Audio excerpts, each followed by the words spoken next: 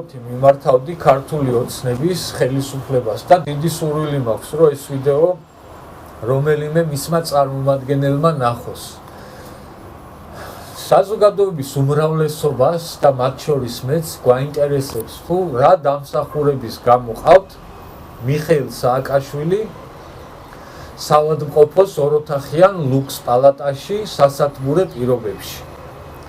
იმ დამსახურების გამო ხო არა ნულოვანი ტოლერანტობაო რო გაკიოდა პარლამენტის ტრიბუნიდან და დოჟმორეული რო ყვიროდა ყველანი ციხეშიო, თუ იმ დამსახურების გამო ტყვიები არ დაგენანოთო რო გაკიოდა ისევ დოჟმორეული, თუ იმ დამსახურების გამო კაცებს რო აუპატიურებდნენ, თუ 2008 წლის პროვოკაციის გამო, თუ თავიდან ბოლომდე იმ სისხლიანი 9 წლის შემოქმედების გამო, რა დამსახურების გამო ყავთ მიხეილ სააკაშვილი დღემდე სასათბურე პირობებში.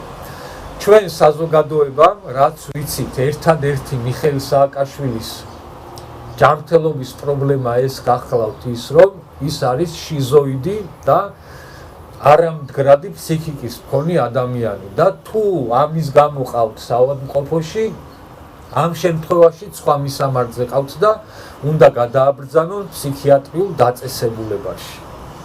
ან თუ მართლაც ეკუთვნის მიხეილ სააკაშვილს საავადმყოფოში ყოფნა და იქ სასჯელის მოხდა, ასეთ შემთხვევაშიც გამოვიდეს ქართული ოცნების ხელისუფლება და გვითხრას საზოგადოებას გაგვცეს კითხვაზე პასუხი და აგვიხსნას, რომ ამიტომ ეკუთვნის მიხეილ სააკაშვილს ის, რომ სასჯელს იხდიდეს საავადმყოფოში სასათბურე პირობებში.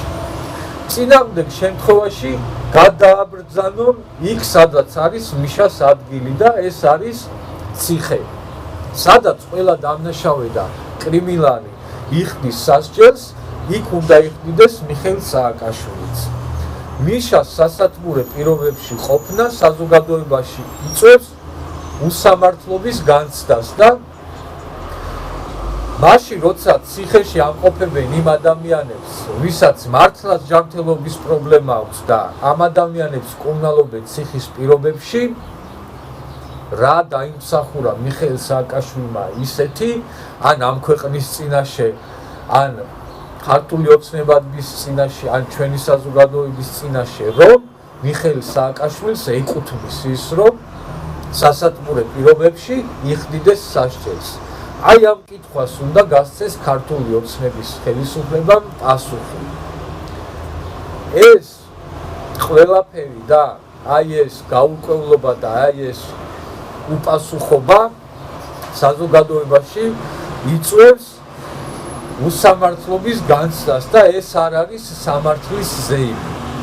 ასე რომ კიდევ ერთხელ გავიმეორებ, დიდი სურვილი მაქვს, რომ აი ეს ვიდეო ნახოს ქართული ოცნების ხელისუფლების წარმომადგენლებმა და აი ამ კითხვასთან დაკავშირებით პასუხი მაინტერესებს პირადად მე და ასევე ჩვენი საზოგადოების უმრავლესობას აქვს ეს შეკითხვა ქართული ოცნების ხელისუფლებასთან.